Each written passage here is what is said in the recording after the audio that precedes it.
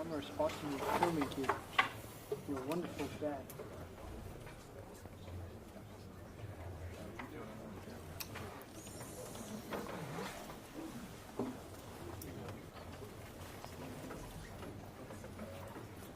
Okay, welcome back everyone. I'm really happy to welcome Frank here to our Graph Dev Room.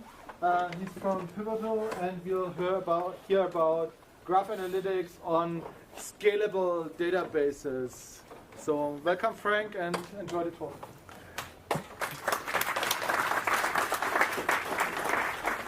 Thank you very much. It's a real pleasure to be here, and thank you everybody for coming at the end of a long... Okay. Can you hear me in the back? Yeah? Okay. Okay, I'll try to speak up. I'll try to shout. Right, so thank you very much. It's really my pleasure to talk to you about graph analytics on massively parallel processing databases. This talk is in the context of Apache Madlib, which is an open source project in the Apache Software Foundation.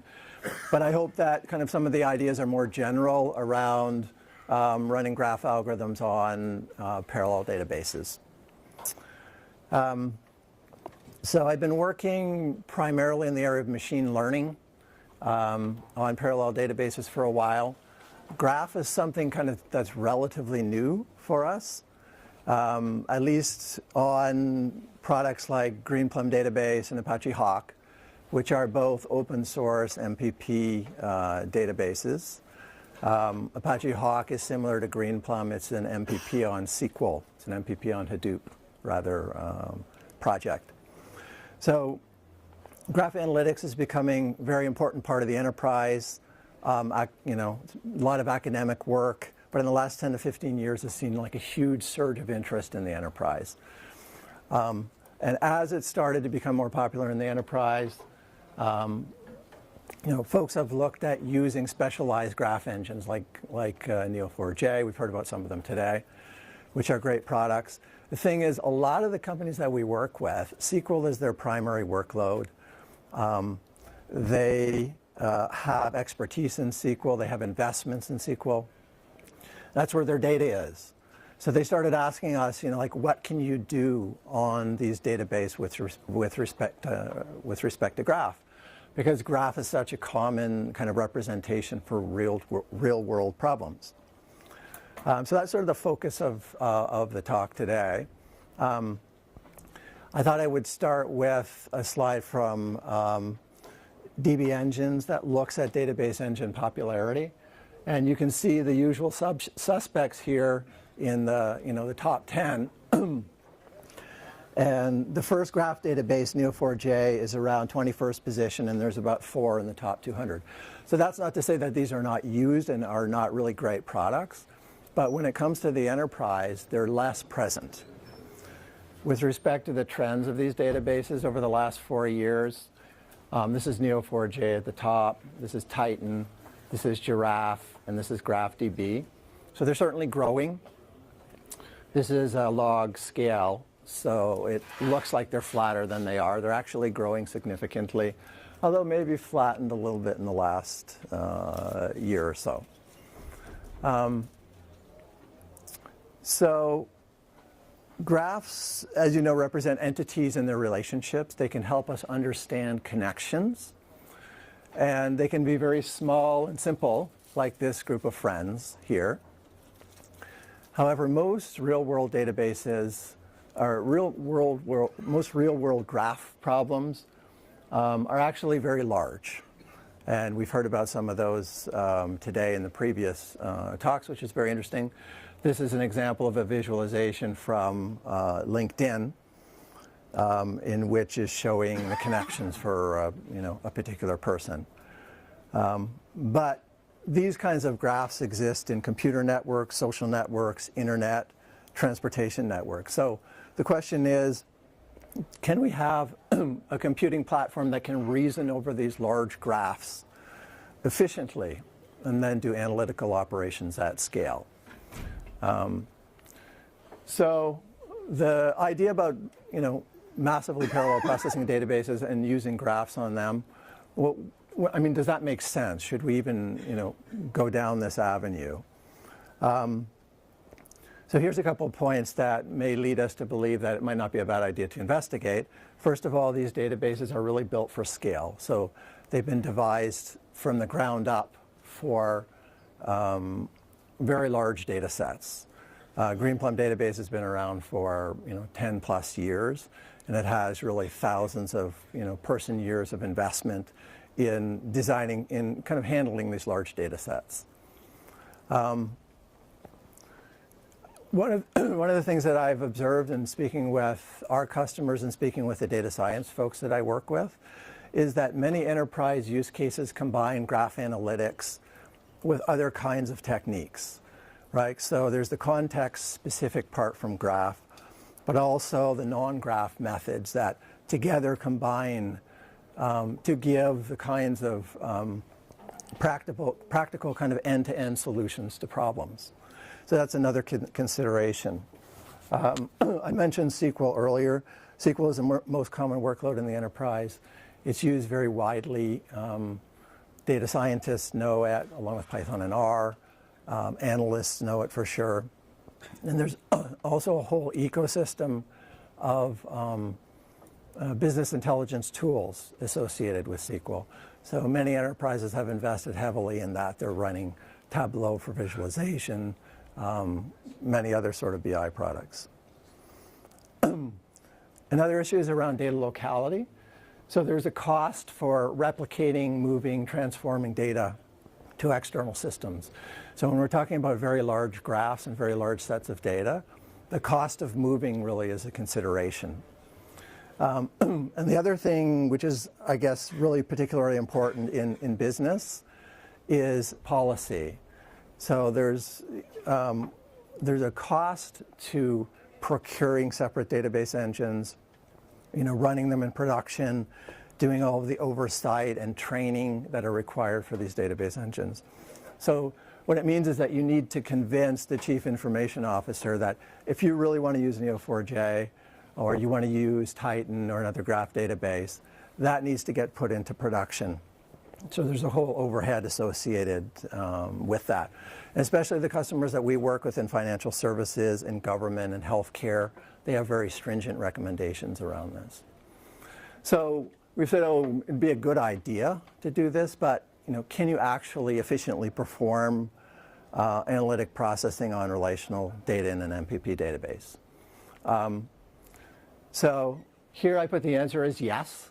It's not a blanket yes, because I think there's a class of graph algorithms that work effectively in MPP land. There are others that don't, and I'll talk about that shortly.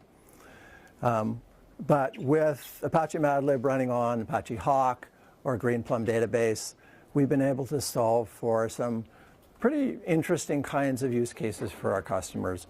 And I'll shortly give an example on cybersecurity that we've worked on recently. So I want to say a word about Apache Madlib. It's an open source machine learning library. It runs in database. And what that means is that it's bringing the compute to the data. So you don't need to move the data out, operate on it, and then move it back into the database. And really the main kind of value around Apache Madlib is scalability and performance.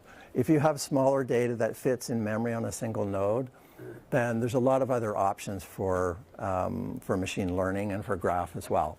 Right? You can use R, you can use a lot of the Python libraries. There's commercial products as well in this area like SAS. So Madlib is really focused on scale and performance at scale. It came out of work that was done initially at UC Berkeley in 2011. A very smart gentleman by the name of Professor Joe Hellerstein worked on this along with folks from what was EMC then, EMC Greenplum. But since that time, it's been a collaboration with Stanford University, University of Wisconsin-Madison, and University of Florida have also contributed. And in fact, some of these ideas about running graph and relational databases. Some of that academic work was done at University of Wisconsin-Madison, so you can look up some papers there by Professor Jignesh Patel. So, whoops.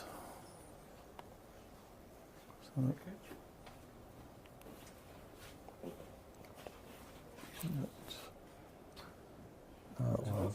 oh, it looks like a video. Oh, there. Oh, let's see. Oh, there it goes. Okay. Okay. So MATLAB's been around for about 5 years or so. It's a pretty expressive library. It's got 35 to 40 functions, and you can see here the release that's coming out in a couple of weeks has the first implementation of graph, single source, shortest path. We've prototyped a bunch of other algorithms which are going to go in a subsequent release.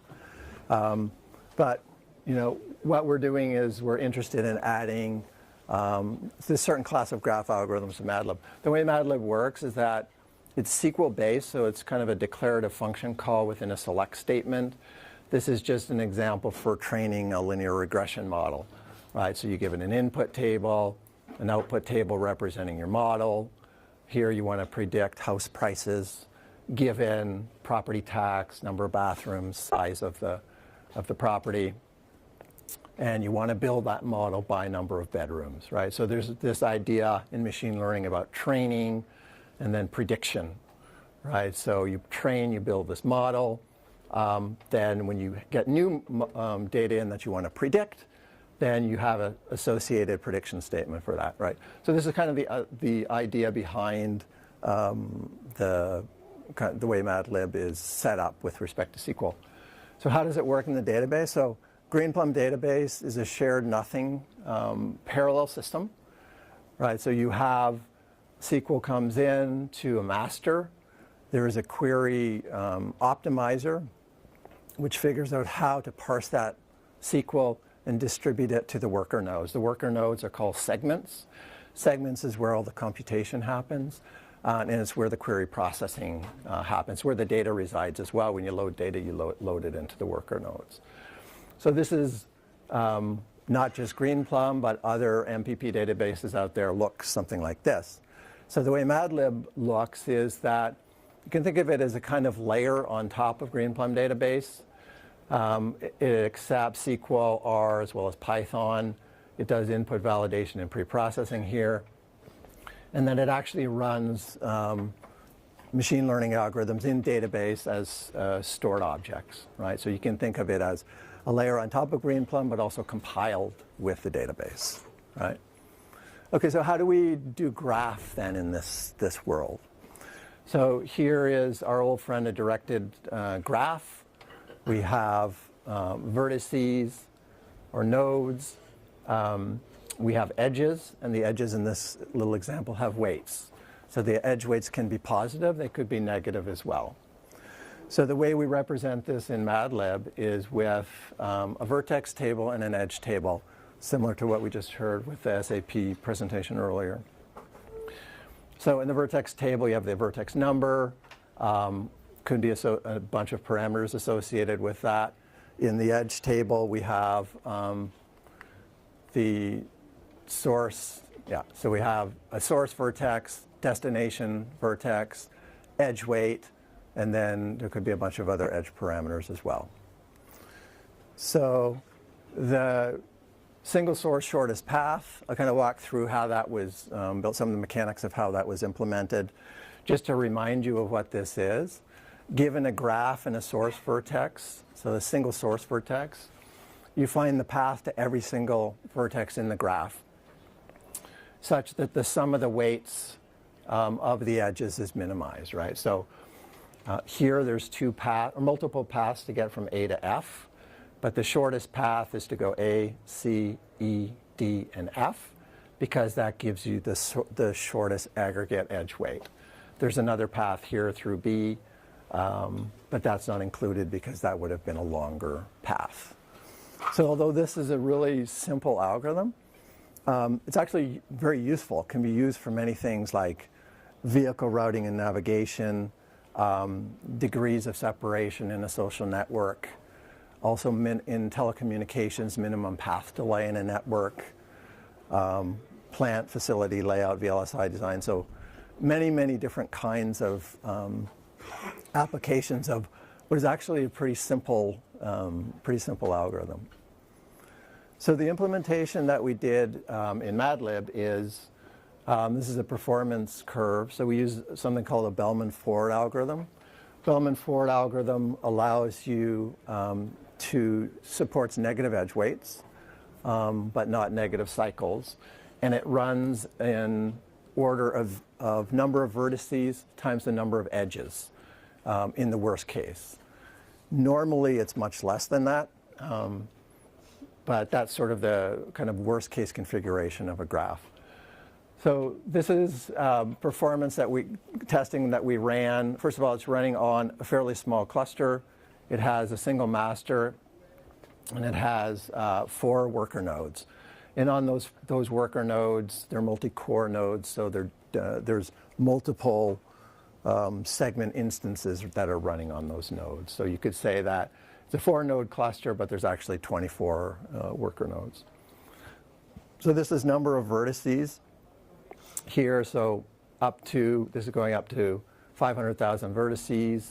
This is the runtime. This is about 45 seconds. So this was fixed 100 edges per vertex, running in a relatively recent release of Greenplum 4.3.10. So that, at the end, there corresponds to 50 million edges. So it's not like a huge graph, but fairly significant, and it's showing like linear or sublinear runtime increase with number of vertices, right? So in the worst case, this would be a second order, but because we fixed 100 edges per vertex, it shows up more as linear.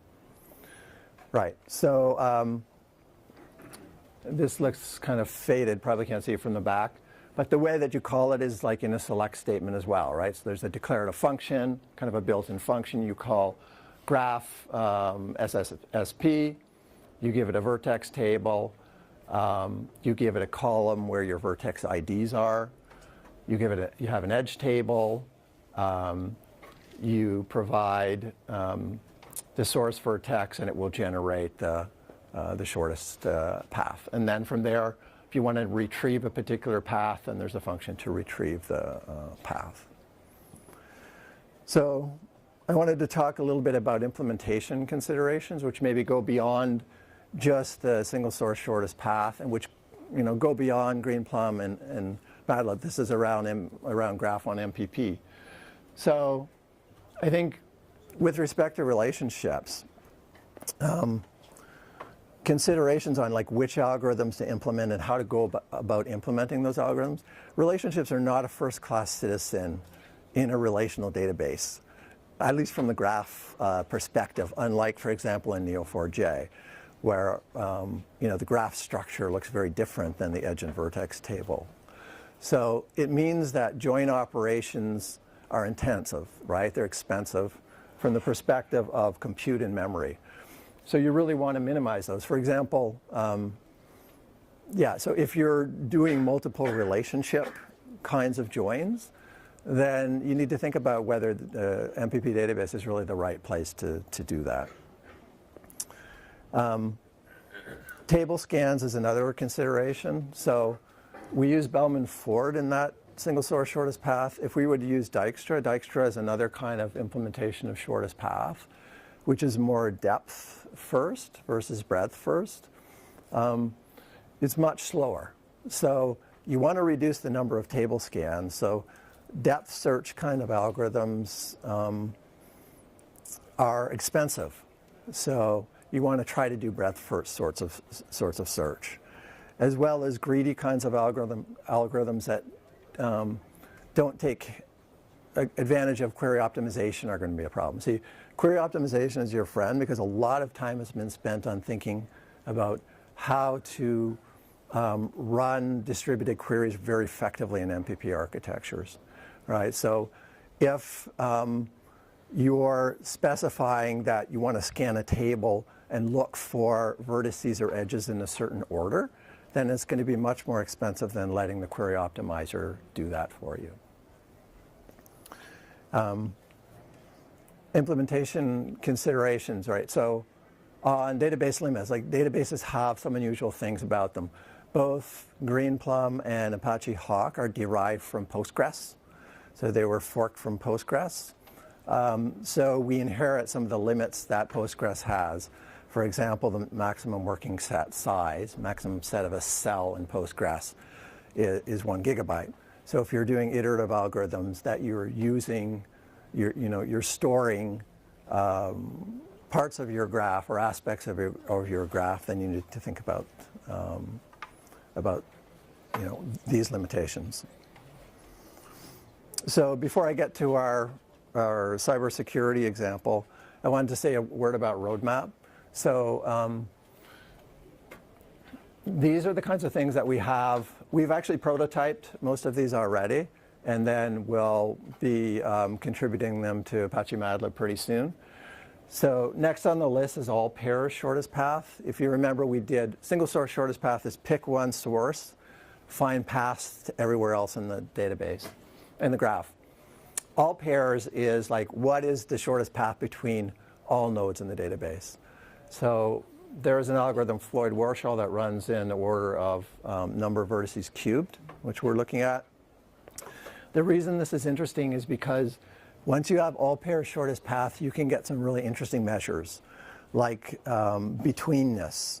So betweenness is a way of, betweenness centrality is a way of finding out influencers in a network, because that's where the shortest path, most of the shortest paths run through.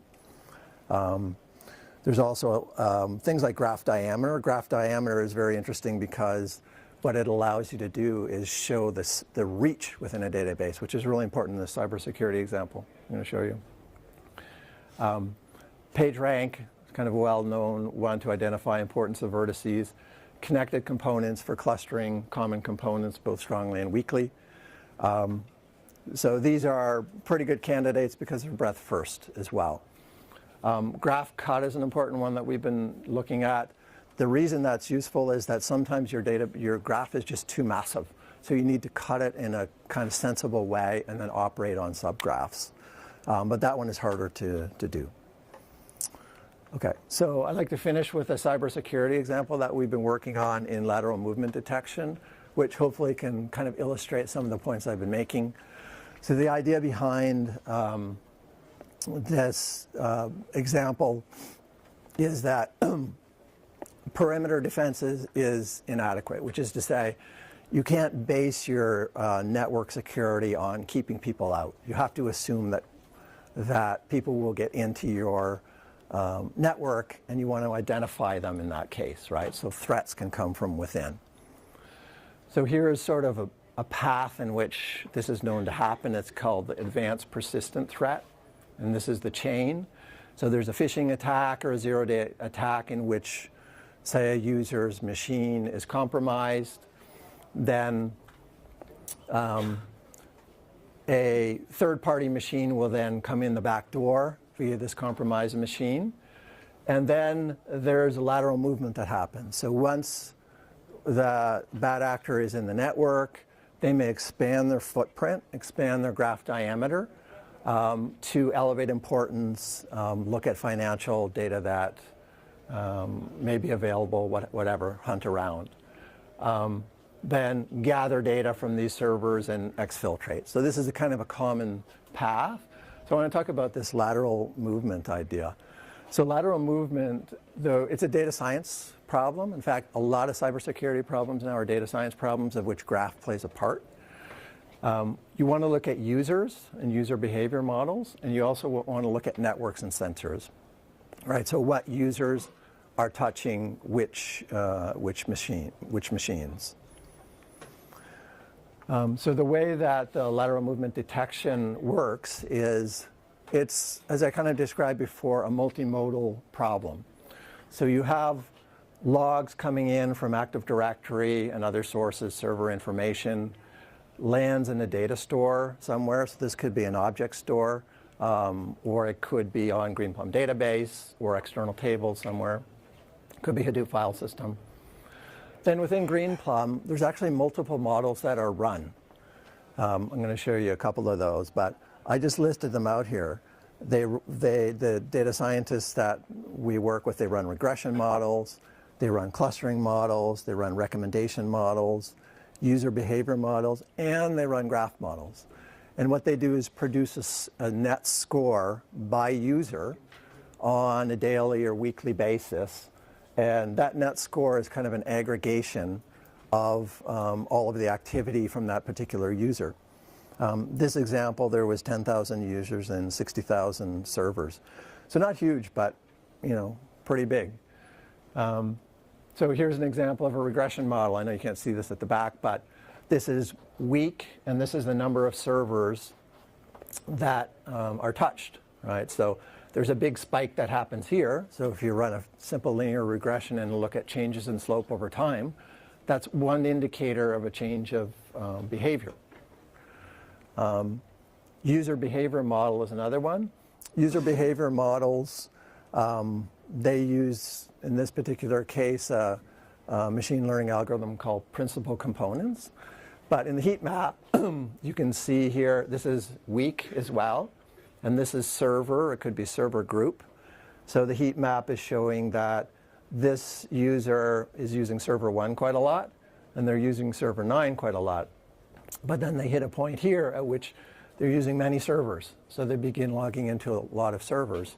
So this machine learning model, which is building up this behavioral model, will then score that accordingly. I won't go over the others, but then you have a graph model as well. So the graph model is built on a weekly basis by user. It uses this historical windows to build the graph. It looks at which machines does a user log into, which machines do they log in from, how often, et cetera. So in the typical behavior, they log in from, say, their home machine to this machine, and they touch these servers. In the anomalous behavior example, they log in from this machine, but they also go directly to other machines. They go to this machine. They go to a machine that they've never been on before, which has a database with financial information. It's a different kind of footprint.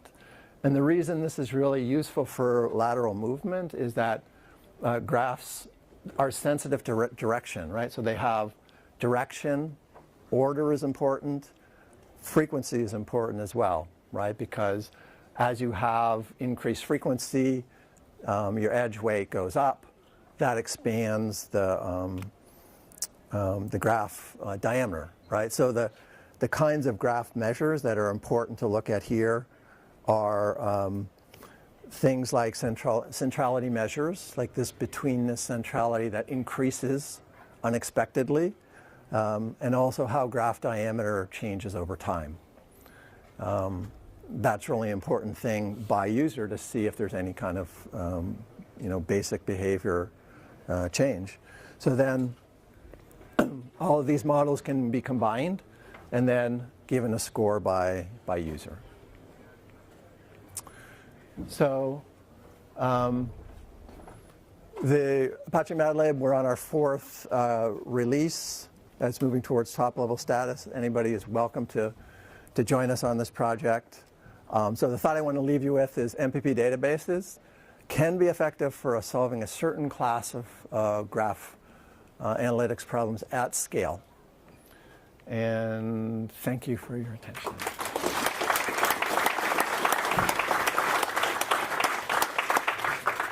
2 quick questions. So thank you very much. From the example you showed of doing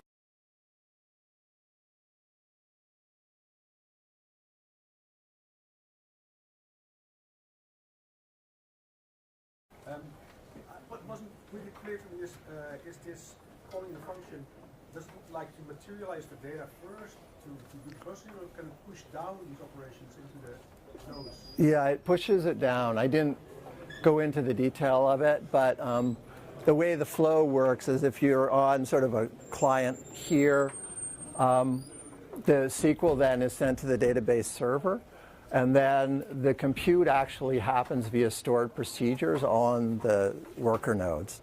So yeah, the heavy lifting is done where the data is on the worker nodes. Yes.